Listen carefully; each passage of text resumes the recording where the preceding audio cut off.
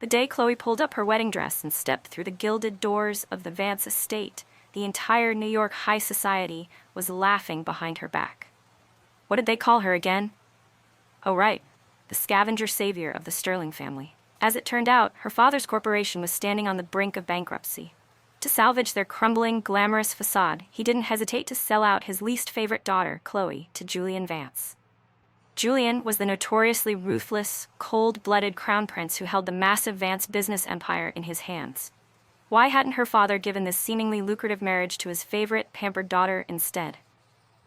It was simple, really, because Julian had a fatal flaw that all of New York knew about. He was congenitally infertile. In the eyes of outsiders, Chloe was plunging headfirst into a bleak, loveless, childless marriage that would be as bland as water. But in her eyes, ridiculous. This was clearly hitting the ultimate jackpot. There was no need to endure the excruciating pain of childbirth, no worrying about mother-in-law drama, overproducing a male heir to carry on the family name, and every month a 9-figure allowance would hit her account like clockwork. Her sole duty was to serve as a full-time decorative trophy wife, beautiful, obedient, and quiet. She wondered if there was any other job in the world with lighter work and higher pay than this. On their wedding night, Chloe washed up, put on a set of silk pajamas that covered her from head to toe, and sat neatly on the plush king-size bed. Her hands toyed with the limited edition black card the butler had handed her earlier that afternoon, the corners of her mouth curling up irrepressibly toward her ears. Click. The bedroom door opened, and Julian walked in. He wore a black silk shirt, buttoned tightly all the way up to his collarbone. The gold-rimmed glasses resting on his high, straight nose bridge only heightened his aura of abstinence, coldness, and miles of aloofness, the exact definition of a flawless sculpture that happened to lack biological functionality. Chloe instantly wiped the money-hungry smile off her face, blinked her large, round eyes, and played the part of a timid, sensible bride. She asked if Mr. Vance was done with his shower, adding that she had already laid out the blankets for him on the other side. According to the script she had mapped out, they would split the 10-foot-wide bed right down the middle, minding their own business and sleeping peacefully apart. When dawn broke the next day, she would grab her handbag, head out, and play the role of an affectionate wife. And that would be that. However, Julian did not walk toward his corner of the bed. He slowly took off his gold-rimmed glasses, tossed them onto the nightstand, and then leisurely reached up to loosen his tie. His narrow, deep, dark eyes locked onto Chloe, like a predator eyeing its prey.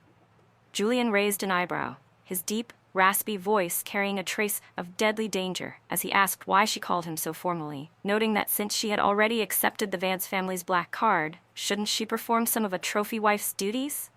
Chloe blanked out, wondering what duties he meant. Being on display in bed? Before she could wrap her head around it, Julian leaned over, his tall, imposing shadow completely enveloping her. The masculine crisp scent of pine and mint instantly invaded her senses, catching her off guard and making her mind grind to a halt. Chloe panicked, pushing against his firm chest as she stammered, asking him to wait, reminding him that everyone said he couldn't have children. Julian let out a cold smirk, his long, rough hand threading through her hair, forcing her to look straight into his eyes. He told her that being gullible should have its limits, adding that being infertile didn't mean he was impotent. And then that night, the legendary abstinent CEO ripped his respectable facade to shreds, revealing his true form as a starved, ferocious beast unleashed after 1,000 years. He turned completely tyrannical and domineering, not giving her a single chance to catch her breath. Chloe went from panicking and resisting, cursing his very existence in her mind, to finally being able to do nothing but sob and whimper. Julian simply tightened his grip around her waist, rolling her over and over until her entire body was as worn out as a puddle of mush. The next morning, Chloe woke up with a back that ached as if it had been run over by an excavator. Looking at Julian, who was already neatly dressed in a tailored suit, looking refreshed, sharp, and handsome while doing his tie in front of the mirror, she just wanted to rush over and tear him to shreds. What a liar. He had said she was just going to be a trophy wife, but this was clearly an outrageous exploitation of labor. Suddenly, the phone on the nightstand lit up.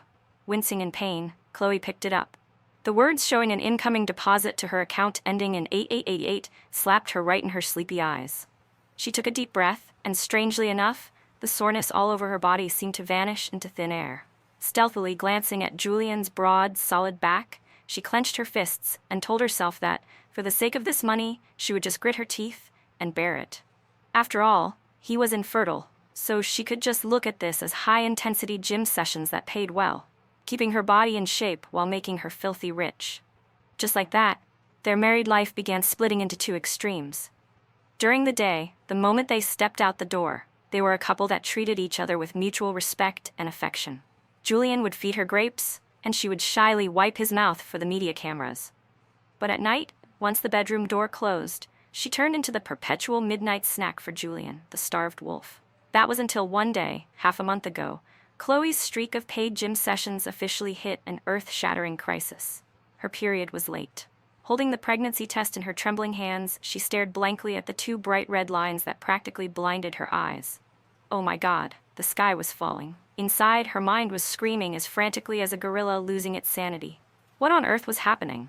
Her daily schedule consisted only of eating, sleeping, swiping her card, going to the spa, and shopping. When exactly had she cheated on Julian without even knowing it herself? One had to remember who Julian Vance was. He was the crown prince who called the shots in New York high society, holding a massive business empire in his hands, with looks that ranked at the absolute pinnacle of human perfection. However, God was fair. He gave him everything but stripped away his ability to be a father. Yes, the rumor circulating throughout high society was that Julian was congenitally infertile. It was precisely because of that fatal flaw that a wealthy heiress from a family on the brink of bankruptcy, like Chloe, even stood a chance to marry into the Vance family and take up the full-time position of a decorative trophy wife. Their married life could be summed up in one phrase: putting on a show. During the day, the moment they stepped out the door, they played the role of a deeply affectionate couple who respected each other in front of their elders and the media. Julian would feed her grapes, and she would shyly wipe his mouth. But when they got home and the bedroom door closed, they immediately reverted to being two quiet roommates. However, their only and most intense communication happened in bed. Looking at Julian's cold, abstinent exterior, with his shirts buttoned tightly all the way to his neck, who would have thought that at night he would turn into a ferocious beast unleashed from its cage? He would tighten his grip on her waist, tossing and turning her ruthlessly. Relying on the fact that he was infertile, Julian had never used any form of contraception. At first, Chloe had cried and resisted, but later she just told herself to let it go. He was infertile, not impotent. For the sake of the 9-figure allowance pouring into her account every month, she would just grit her teeth and endure it. Yet now, her period was half a month late, and today, she had sneaked off to the hospital for a checkup, holding the ultrasound results sheet in her hands. Chloe nearly fainted on the spot. She was pregnant, but her husband was supposed to be infertile. If Julian ever found out she was pregnant with someone else's child, given his notoriously ruthless methods in the business world, she would undoubtedly be chopped into 100 pieces and thrown into the bay as a midnight snack for the sharks. No way. She had to run. Retreating was the absolute best option among the 36 stratagems. As the clock struck 2 in the morning, Chloe crept around, pulling her suitcase out from under the bed, hurriedly stuffing a few changes of clothes inside, and not forgetting to gather up all the expensive jewelry to serve as travel funds. Once everything was packed, she hugged the suitcase like a lifebuoy, hunched her back, and stealthily crawled toward the door. Click. Just as her hand touched the doorknob, all the lights in the living room abruptly flared to life. Chloe froze like a statue. She slowly turned her head back, and her eyes collided with Julian. Wearing a black silk bathrobe, he was sitting imposingly on the sofa. His narrow, deep dark eyes were squinted, and his chiseled face was as black as the bottom of a pot. Oh, damn it. Why was he still awake at this hour? Julian swept his eyes over the suitcase in her hand and spoke coldly, asking where she was taking a suitcase in the middle of the night, wondering if she was sulking and a little tired because he had introduced a new position the previous night. Unsurprisingly, that capitalist had nothing but those kinds of things on his mind. But the current situation did not allow Chloe to beat around the bush anymore. Hiding it meant death, while confessing might earn her some leniency. She squeezed her eyes shut and yelled at the speed of light, telling Julian that she was pregnant, but pleading with him to believe her. She swore she hadn't cheated on him, making up excuses that it could be due to the recent humid weather causing mold, or because she went swimming at a public pool the previous week and accidentally caught it. Either way, she begged him for a divorce, asking him to just let her take her pregnant belly to survive or perish on her own, and imploring him not to kill her. The entire living room fell into a deathly silence. Trembling, Chloe peeked out with one eye. Julian blanked out for a full 3 seconds, and the atmosphere around him instantly dropped to sub-zero temperatures. The corners of his mouth twitched, and the blue veins on his forehead began to throb violently. He slammed his financial newspaper down onto the table with a loud thud, stood up abruptly, strode toward her, and growled through his teeth, asking Chloe what on earth was inside that water-filled head of hers and who exactly she thought the baby belonged to. By 3 a.m, before Chloe could successfully flee with her suitcase, she was dragged by the collar by Julian and stuffed into his limited edition Maybach. Their destination was not some empty lot to dispose of her body, but the high-end private hospital owned by the Vance Group. A whole lineup of sleepy department heads had been dragged out of bed, standing in 2 long rows to welcome the crown prince, whose face was completely masked with murderous intent. Chloe was shaking like a leaf, lying on the ultrasound bed, while already mentally drafting her will to distribute her luxury handbags. 15 minutes later, the hospital director stepped forward, pushed up his glasses, and smiled as brightly as a sunflower soaking in the harsh sun. He respectfully presented the ultrasound results to Julian with both hands, congratulating him and announcing that Mrs. Vance was 6 weeks pregnant. The fetal heartbeat was very strong, and the embryo was developing incredibly well. Lying on the hospital bed, Chloe blinked her eyes. Wait, developing very well? Hold on, that wasn't the main point. The main point was that her husband was supposed to be infertile. She wondered how the doctor could smile so brightly while delivering news of a pregnancy to an infertile man, and if he wasn't afraid this hospital would be leveled to the ground the next day. Chloe gritted her teeth, closed her eyes tightly, and uttered a life-or-death sentence, begging Julian to calm down and listen to her explanation. Smack. A thin medical record booklet tapped lightly against the top of her head. Julian stood beside the bed, both hands tucked into his pants pockets, looking down at her with utter disdain. The corner of his mouth hooked into a cold smirk as he asked what she was going to explain, mocking if she was going to explain how she had secretly undergone artificial insemination via Bluetooth. Or maybe the public pool your family goes to has some special breeding functionality. Julian mocked. Chloe clutched her head and stammered, asking about the infertility medical report he had from years ago. Julian let out a cold snort, snatched the ultrasound result sheet back, tucked it carefully into his breast pocket, and said casually that the paperwork was fake. Back then, he had done it to get those wealthy socialite heiresses off his back and to shut up the old folks at home who were constantly nagging him about an arranged marriage.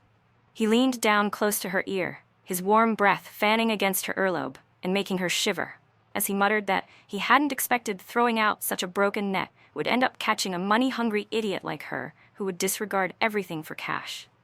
Oh, what on earth? This was a scam. This was absolute marriage fraud. She wanted someone to give her youth back.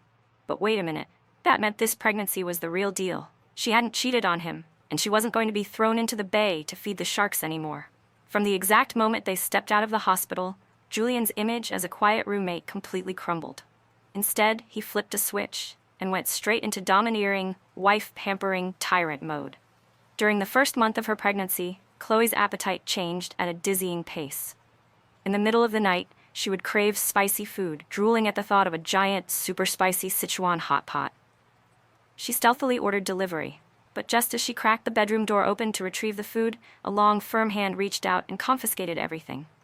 Julian, wearing a Kumamon bear apron that looked completely ridiculous against his cold CEO face, threw her snacks straight into the trash can. 15 minutes later, he brought out a bowl of lotus root and pork rib soup that smelled mouth-watering, slamming it down hard on the glass table. Chloe burst into tears, crying that she wouldn't eat this bland stuff, claiming that his child said they craved spicy food. Julian pulled out a chair, sat down opposite her, and stared at her with his pitch-black eyes. Then, he spoke slowly in the most heartless, domineering CEO voice in the world, telling her to eat all of it, warning that if a single piece of lotus root was left in the bowl, he would cut off her black card for the month. What a cruel capitalist. He knew exactly where her fatal weakness lay. Chloe wiped away her aggrieved tears, picked up the spoon, and gulped the soup down. Fine, for the sake of that 9-figure allowance, she and her baby would endure. Speaking of prenatal education lately, Julian really loved bringing shareholder meeting documents into the bedroom to read. Her belly was only 6 weeks along, completely flat with nothing to show, yet every night he made her lie down with her head resting on his lap. With one hand, Julian held his iPad, reviewing complex stock charts, while his free hand idly rubbed and caressed her flat stomach. In the quiet room, his deep, warm voice echoed steadily, noting that the third quarter net profit had dropped by 2% due to foreign exchange rate fluctuations, adding that the marketing director should be fired immediately tomorrow.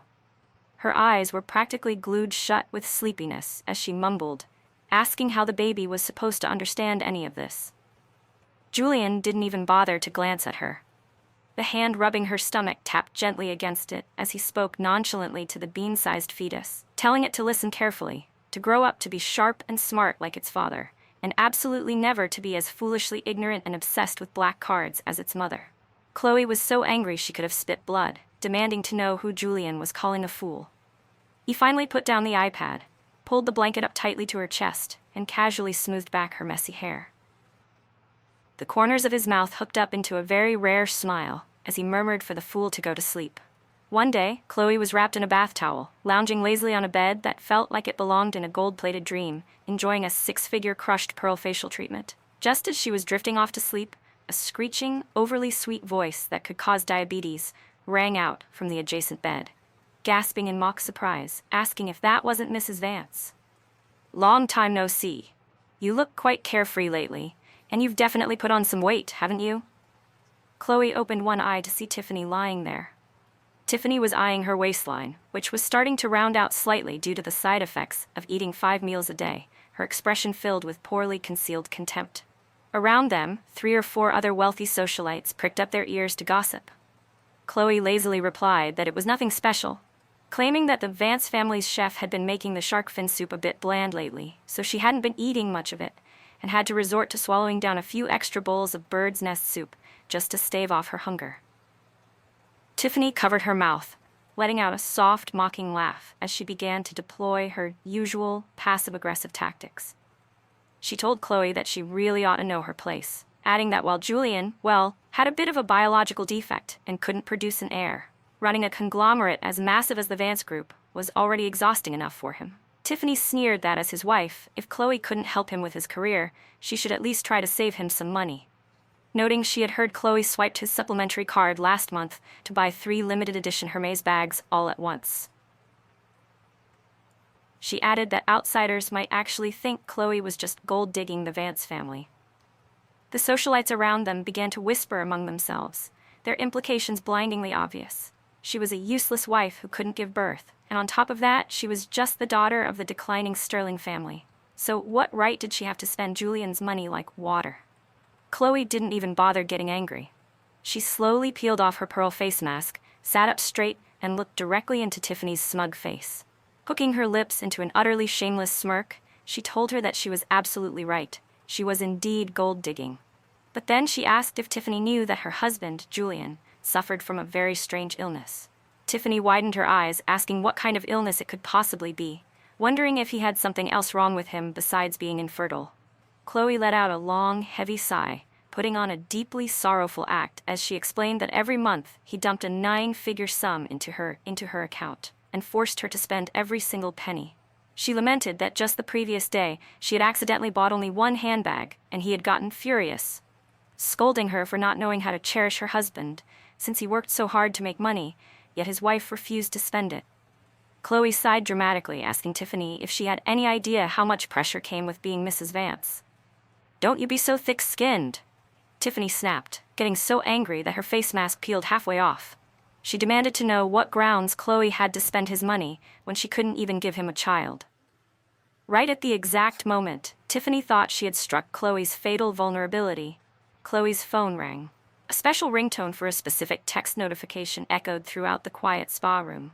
Chloe glanced at the screen, then immediately turned on the speakerphone, reading Julian's voice message aloud. His deep, domineering CEO voice carried a hint of helplessness as he asked Chloe why there hadn't been any activity on the black card he gave her the day before, wondering if the spa's service was subpar.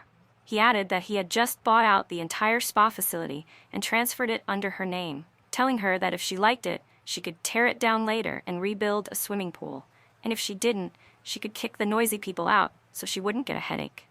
The entire spa room fell dead silent. One could have heard a pin drop. Tiffany's face turned from white to green, and from green to purple like a chameleon. She bit her lip hard, so aggrieved that tears welled up in her eyes, before stamping her foot bursting through the door and running straight outside, completely forgetting to even change out of her robe. Chloe leisurely lay back down, closing her eyes to enjoy the peace and quiet. She didn't forget to instruct the manager, who was standing nearby sweating bullets, asking if she had heard what her big boss just said, reminding her to make sure to sanitize the adjacent bed because she was allergic to the scent of fake women. The woman's name was Tiffany, and she had just returned from studying abroad. Word on the street was that she had desperately pursued Julian in the past, only to be ruthlessly rejected by him. Upon returning to the country, Tiffany still carried an unshakable, fierce belief that since Julian was an infertile crown prince, she could play the role of a noble, saintly romance novel heroine. Wherever she went, she would drop heavy sighs and lamentations to high society, claiming she didn't care about Julian's defect, and that as long as he agreed to divorce his gold-digging wife, she was perfectly willing to be a stepmother and adopt children with him, proving that true love transcended all biological limitations. When Chloe overheard this from some neighboring aunts gossiping at the spa, she nearly choked on her orange juice over that whole transcending biological limitations bit. The giant baby elephant of a child was currently taking root right inside her belly, demanding red bean soup every single night. However, the opportunity for Tiffany to confront Chloe face-to-face finally arrived. It was at a charity gala that gathered all the heavyweights of New York high society. That day, Chloe wore a loose silk dress that cleverly concealed her midsection, which was starting to show slightly, and wore a massive diamond necklace that Julian had casually tossed to her that morning. The moment Julian stepped away to grab some food for her, Tiffany immediately locked onto her target. Swirling her glass of red wine, she glided over and looked Chloe up and down, her eyes filled with undisguised contempt. She spoke in a screeching voice loud enough for the surrounding socialites to gossip, remarking that Chloe had certainly rounded out quite a bit lately. Tiffany added that it made sense, since living in the luxury of the Vance family with nothing to do but be a parasite would naturally make anyone fat. She sneered that it was a pity. Chloe held the title of Mrs. Vance, while her belly showed absolutely no sign of movement, adding that being a woman who acted like a useless hen unable to lay eggs made her wonder why Chloe was occupying the nest just to crowd the space. The people around them began to cover their mouths and whisper. Everyone knew Julian was infertile, so Tiffany dragging childbirth into her mockery was no different from rubbing salt into the dignity of both husband and wife. Chloe raised an eyebrow and stroked the diamond on her neck, laughing coldly to herself. She figured that if Tiffany wanted to call her a gold digger, she would accept it, but calling her a useless hen who couldn't lay eggs was entirely wrong. Her nest was currently brooding a golden egg that looked exactly like Julian. Just as she was about to open her mouth to unleash some verbal karma, a deep, icy voice that sounded as if it came straight from hell rang out right behind Tiffany. Who said my wife doesn't know how to give birth? The crowd automatically parted down the middle to make way. Julian strode forward, an intense aura of murderous intent radiating from his body, causing the temperature of the hall to drop to sub-zero. In the hands of this crown prince, who was decisively ruthless in the business world, there was no expensive glass of champagne this time, but rather a warm glass of prenatal milk.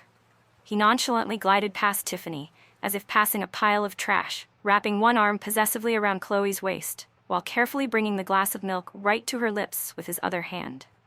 His voice instantly dropped 8 octaves, becoming soft enough to cause goosebumps as he told her to drink up, noting that she had mentioned the baby kicking had made her thirsty. The moment the words left his mouth, the entire hall fell dead silent. Tiffany's eyes rolled back so far it looked like her contact lenses were about to pop out. She stammered, her face completely drained of color, asking about the baby, protesting that she thought Julian couldn't have children. Only then did Julian bother to spare her a glance.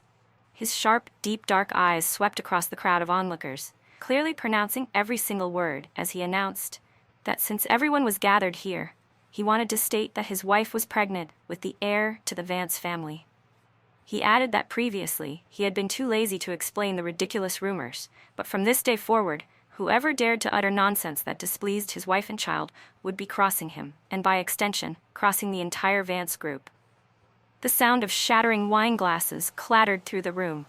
Tiffany staggered back a few steps, covered her face, and fled the party in utter humiliation and shame. But the best show of the night wasn't the fake woman running away. It was the classic, unexpected turnaround from the Vance family elders. Hearing this thunderclap of news in the most positive sense, Julian's grandfather and his parents rushed over from the VIP area, quickly pushing through the crowd. Previously, they had treated Chloe like thin air, a puppet daughter-in-law bought just to shield them from public scrutiny. Yet now, the way they looked at her was brighter than if they had discovered a gold mine. "Granddaughter-in-law, my sweet granddaughter-in-law." Julian's grandfather came rushing over, his cane clattering against the floor as he shoved Julian right to the side. With tears welling in his eyes, he stared at her belly, cursing that his brat of a grandson had kept this hidden so well. He immediately barked at the butler to call the lawyer and transfer the titles of 3 downtown luxury villas to Chloe right away. Julian's mother was not to be outdone. She instantly took off her heirloom jade bracelet and stuffed it into Chloe's hand, telling her daughter-in-law that she had worked so hard. She added that tomorrow, she would tell Chloe's father-in-law to immediately transfer 5% of the company's shares over to her. Of the corporate shares transferred under your name. Yes, that's right. Call a special 24/7 security detail to protect the girl immediately.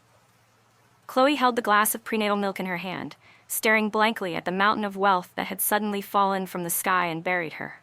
From a mere trophy wife waiting for the day she would be discarded, she had overnight become an untouchable ancestor and the precious little darling of the entire Vance capitalist empire. She secretly reached out to pinch Julian's waist, whispering, asking if her allowance for this month would be increased. Julian held her tightly, lowering his head to bite her earlobe gently as he let out a low laugh, promising to increase it, and adding that all the assets of the Vance family belonged to her anyway. The news that the infertile Chloe was pregnant with the trillion-dollar heir to the Vance family traveled faster than a 5G network. By the very next morning, the doors of the Vance estate welcomed 2 uninvited guests: her beloved biological father, David Sterling, and her paternal half-sister, who used to put cockroaches into her backpack back in the day, Victoria. By the time they clattered inside, carrying a few cheap boxes of ginseng, Chloe was lounging lazily on a crocodile-skin sofa, munching on a plate of imported white strawberries while watching cartoons. Julian sat right next to her, seriously using a diamond-encrusted fruit knife to peel the skin off the strawberries for her. Seeing that scene, her father's eyes lit up like car headlights. He rubbed his hands together, smiling so falsely that his wrinkles formed a whole basketful of lines.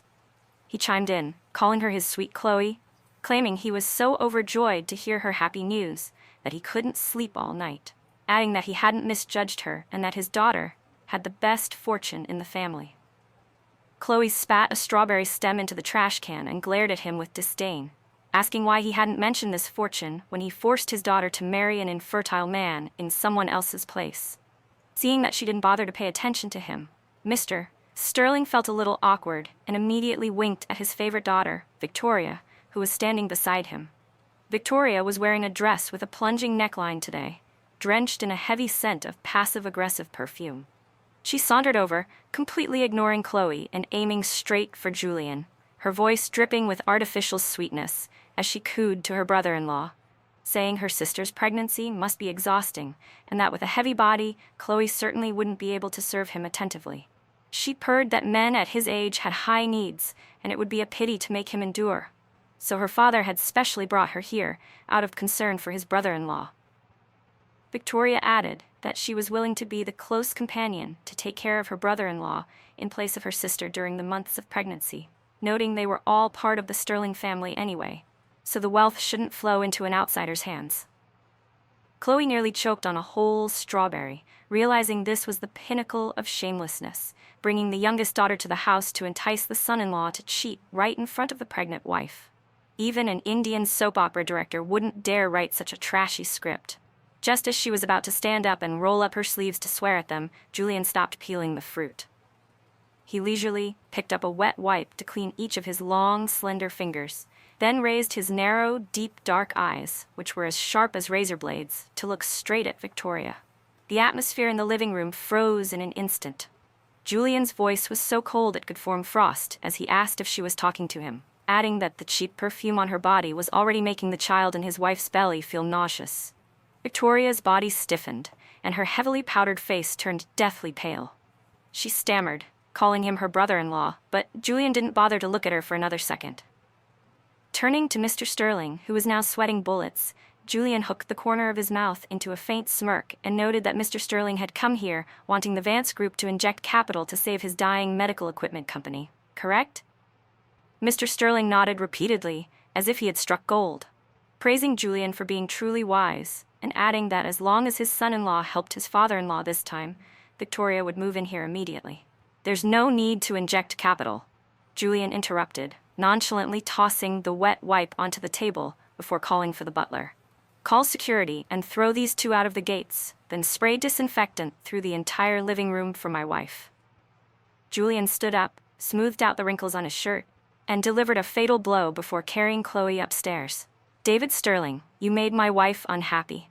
Because of that, within the next 3 days I will acquire your entire company at the lowest possible price. Prepare yourself to move under a bridge."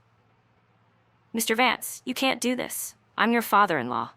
Mr. Sterling's miserable screams echoed alongside Victoria's whines and tears as they were dragged by their collars and hauled straight outside by 2 tall, burly security guards, and Julian wasn't joking. Exactly 3 days later at breakfast, Julian placed a thick stack of share transfer documents right on the dining table in front of Chloe. The Sterling Group had officially changed owners, and the name of the legal owner on the paperwork was Chloe Sterling. Chloe kept her mouth wrapped around a barbecued pork bun, her eyes widening as she stared at the massive fortune that had just dropped onto her head. She asked him if he had really acquired her father's company, wondering what it was for.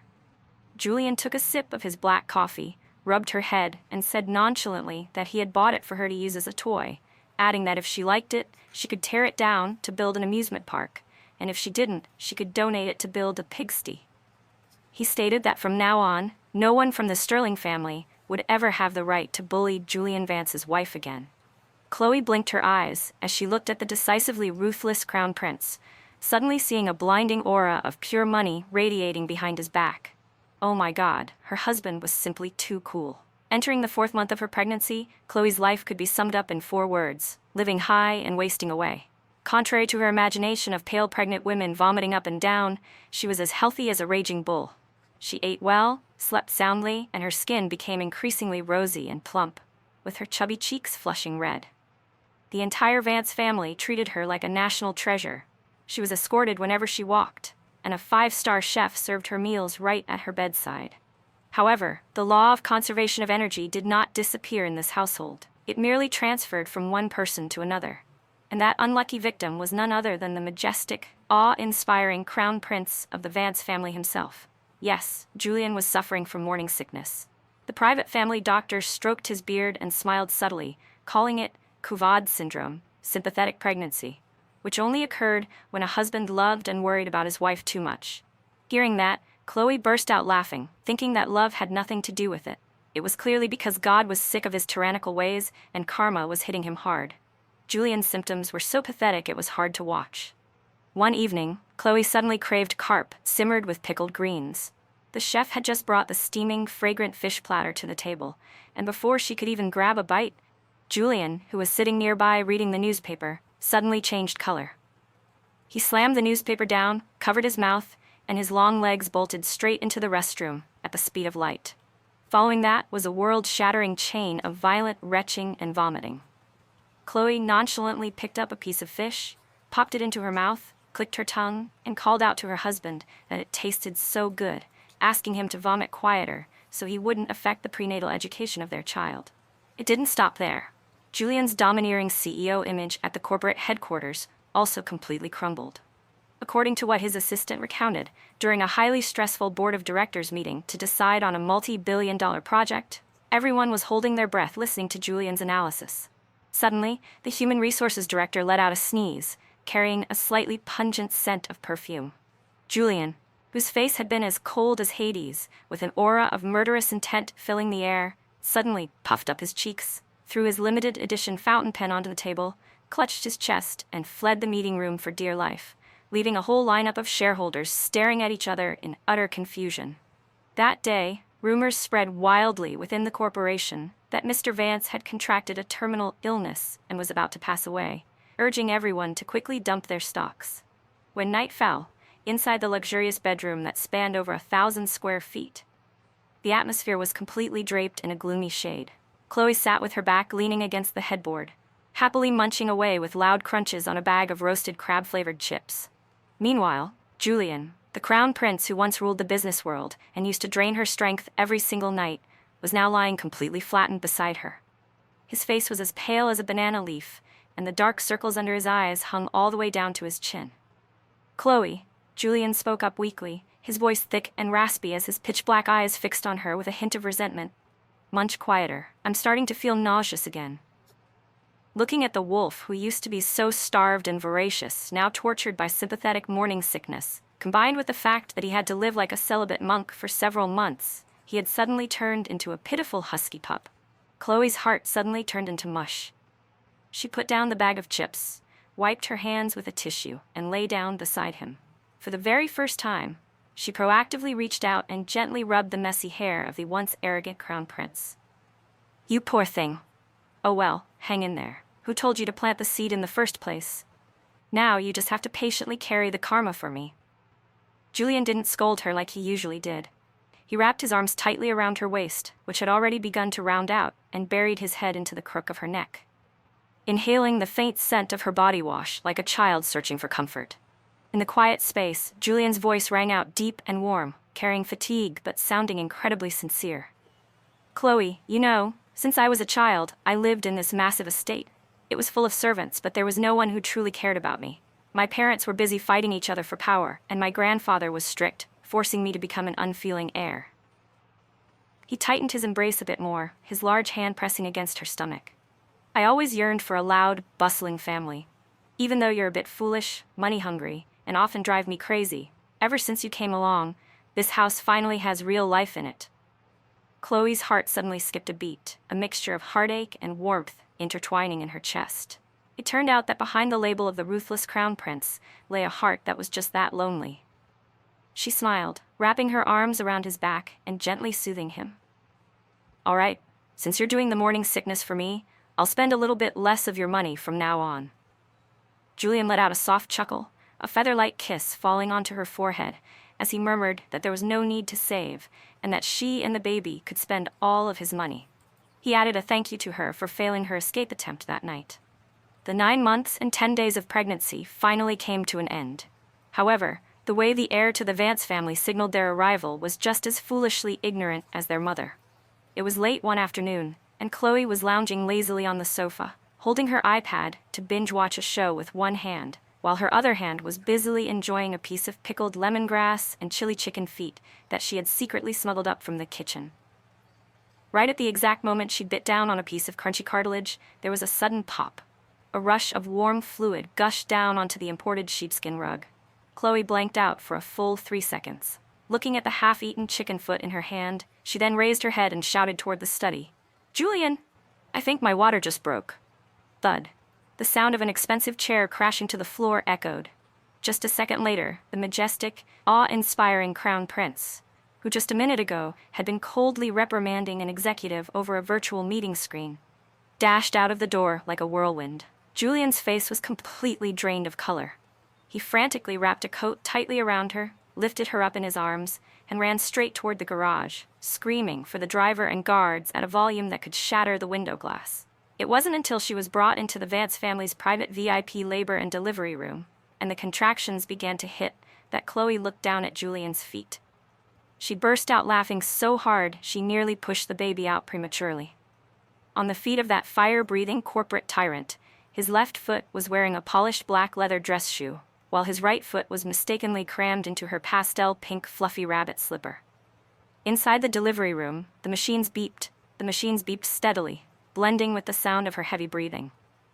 Julian, dressed in sterile hospital scrubs, stood right by her side, clutching her hand tightly.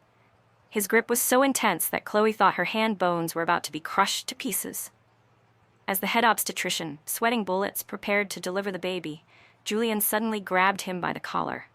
The crown prince's eyes were bloodshot and filled with prominent veins, and his usually razor-sharp voice was now trembling like an autumn leaf. He barked at the doctor to listen carefully, ordering that if any complications arose, he must save the mother at all costs, warning that if she lost a single strand of hair, he would level the hospital to the ground. Chloe was in so much pain that she was seeing stars, But using what little strength she had left, she reached out and smacked his arm with a loud slap. She roared at him to shut his mouth, screaming that her natural labor was going smoothly and she wasn't about to die, and snapping that he was going to make the doctor drop his medical tools. After 3 hours of grueling labor, a sharp, clear newborn cry finally rang out, piercing through the delivery room. The nurse joyfully announced her congratulations to Mr. Vance, stating that Mrs. Vance had given birth to an incredibly handsome little master, before wrapping the baby in a soft towel and bringing him over to Julian. Julian didn't bother to glance at his son for even a second. He leaned down to kiss her sweat-drenched forehead, his voice raspy with emotion, as he whispered that she had worked so hard and vowed that they would only do this once and absolutely never have another child. A while later, after Chloe had been cleaned up, he finally stepped hesitantly over to the baby's crib. Julian furrowed his brows at the tiny bright red creature who was lying there with his eyes closed, wrinkling his face like a little old man. His tenderness instantly vanished, and the crown prince hooked his lips into a smirk, uttering a sentence that left the entire hospital room speechless. He scoffed at how ugly the baby was, grumbling that he was as wrinkled as a baby monkey and was nothing but a total troublemaker. He then declared that the boy was forbidden from stealing his wife in the future, and that the moment he grew a bit older, he would be packed off to a boarding nursery. The baby in the crib seemed to scoff right back at him. 1 year later, when Chloe had completely regained her slim figure and their little bundle of trouble, Ethan Vance was toddling around and learning to walk, Julian officially threw a wedding of the century that shook the entire New York high society to make it up to her. The wedding was held at an ancient castle in Europe. Chloe wore a wedding dress adorned with thousands of diamonds, stepping into the chapel looking absolutely magnificent under the admiring and envious gazes of countless people. Up on the flower-decked altar, Julian took her hand, picked up a microphone, and declared right in front of the thousands of guests and the global media that starting from that day, 100% of all corporate shares, real estate properties, and personal assets under his name would be transferred to his wife, Chloe Sterling. He added that from now on he was officially a salaried employee working for her. The entire hall gasped in astonishment. Sitting below, his mother wiped away her tears with a smile, while his grandfather burst into hearty laughter, stroking his beard. Julian lifted Chloe's chin, his deep dark eyes overflowing with deep affection and indulgence. He slowly leaned down to give her a deep, passionate, and sweet kiss. Amid the brilliant shower of falling rose petals, she heard his deep, magnetic voice whispering in her ear, calling her boss Chloe and saying he would rely on her to take care of him for the rest of his life, adding another thank you to her for failing her escape attempt that night. Epilogue: the truth behind it and the attached product. Julian's perspective. The net of heaven has large meshes, but it was all woven by me. Everyone in New York high society secretly muttered that she was a foolish, money-hungry idiot who didn't know how to appreciate her blessings, and had somehow managed to pick up the biggest jackpot in the world. Me, Julian Vance. But they didn't know the truth. In this marriage, right from the very beginning, Chloe was the prey, and I was the hunter who had patiently spread his net for 3 long years. The first time I noticed Chloe was at my grandfather's birthday party. Amid a jungle of wealthy socialite heiresses and fake, pure-looking women who were constantly flaunting themselves and acting all noble, Julian happened to see a girl in a pastel pink dress hiding in a corner of the balcony. While stuffing a whole giant macaron into her mouth and puffing up her cheeks to chew away like a little squirrel, she was simultaneously muttering and cursing her half-sister under her breath, mocking her to keep swaying her hips until her waist snapped, and vowing to sprinkle itching powder into her wine glass later so she would scratch herself crazy. Julian stood in the darkness, the corner of his mouth hooking into a faint smirk. She was a timid little girl who appeared obedient and submissive on the outside, but her inner world was incredibly rich and rebellious in a thoroughly adorable way. That kind of vivid, genuine vitality was something a man born into a cold, scheming family like him had never been able to touch. From that day on, Chloe Sterling officially entered his sights. The title of the infertile crown prince that shook the entire high society was actually put out by his own hands. The first reason was to clear away the horde of socialite women who constantly tailed him. The second and most important reason was to lower the guard of the Sterling family. Julian knew that old man Sterling was extremely pragmatic. If Julian were a perfect man, David Sterling would definitely marry his favorite, most talented daughter to him. But if Julian were infertile, the old man would feel sorry for his favorite daughter and push his least favorite daughter out to be the substitute bride instead. And just as predicted, Chloe was forced to marry into the Vance family. On their wedding night, looking at her clutching the blanket and shaking like a leaf in the corner of the bed while her eyes stealthily darted toward the black card he had placed on the table, Julian had to use every ounce of his willpower not to laugh out loud. He deliberately played the role of a quiet roommate during the day to make her let down her guard, but at night he wanted to possess her completely. The foolish Chloe thought that because he was infertile, he chose not to use any protection. She had no idea that he was completely normal, and his stamina was even more boundless than the average person's. He didn't use protection because he wanted her to get pregnant. For a timid girl who lacked a sense of security like Chloe, if there wasn't something to lock her down tightly, she would sooner or later take his money and run away. The night she packed her suitcase and intended to flee, seeing her creeping around the door, his heart really skipped a beat. His murderous intent flared up as he thought she was going to abandon him. But when she squeezed her eyes shut and yelled at the top of her lungs that she was pregnant, all of his anger vanished into thin air, replaced instead by a sense of ultimate contentment. The net had been reeled in, and the little fish was resting securely inside his chest. Oh, Chloe, did she really think she was scamming money out of him? Not at all. He had willingly used his entire fortune to trade for a lifetime with her. Ethan's perspective. The survival diary of the attached product. Hello everyone, I'm Ethan Vance. I'm 3 years old this year. People often say that being born at the finish line is a form of happiness. Well, it's true that I don't lack money. My toys can fill an entire room as large as a football field. But what people don't know is that in this Vance household, my status ranks even behind the golden retriever named Dumpling, raised by my mother. Why is that? Because my father, Julian Vance, the chairman of the Vance group who calls all the shots, is actually a hopelessly whipped husband. My mother's name is Chloe Sterling, a woman well into her 20s, whose personality is still as foolishly innocent as a middle schooler. Every single morning, the exact same old script repeats itself. Julian, you stole my chips again. My mother would screech, her fur standing on end as she stood on the sofa with her hands on her hips, pointing directly at my father's face. My father, who was wearing a custom-tailored Armani suit worth millions, would throw the bag of chips into the trash can with a completely deadpan face. After that, he would nonchalantly hoist my mother up over his shoulder, walk straight into the dining room, and press her down into a chair, telling her that junk food had no nutritional value and adding that he had personally stewed bird's nest soup for her, ordering her to open her mouth. I, the 3-year-old Ethan, with my stomach growling from hunger, would stand on my tiptoes and tug at the hem of his pants, whimpering, "Daddy, I want to eat too." My father would glance down coldly. "You're a boy with your own hands and feet. Go get some bread to eat yourself. This bird's nest soup belongs to my wife." Ethan blanked out, thinking that he was only 3 years old. But that wasn't all. Bedtime was the ultimate nightmare. A 3-year-old child should be allowed to sleep with his mother, right? The previous night, he had toddled over to his parents' room, clutching his dinosaur pillow, planning to crawl into his mother's arms for warmth. His mother had just opened her arms to embrace him, cooing for her sweet little darling to come to her, when snatch. His father walked out of the bathroom. Julian hoisted Ethan up by his pajama collar like a little kitten, lecturing him with a stern face that since he was already 3 years old, he needed to be independent. Then, without another word, his father threw him out into the hallway, tossed the dinosaur pillow right after him, and with a click, locked the bedroom door from the inside.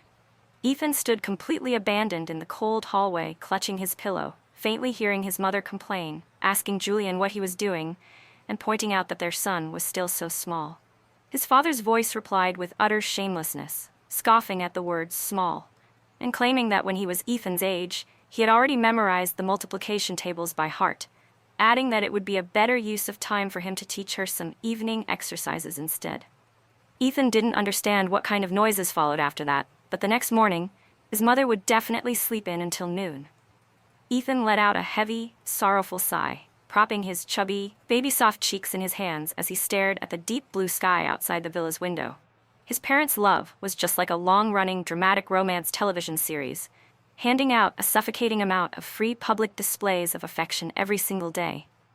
As for him, he smacked his lips and muttered under his breath like a little old man, concluding that his mother was indeed his father's sweet little darling, while he was nothing more than an attached product, accidentally brought into the world during a single moment when his father chose not to use protection. Living in this house was simply too much pressure.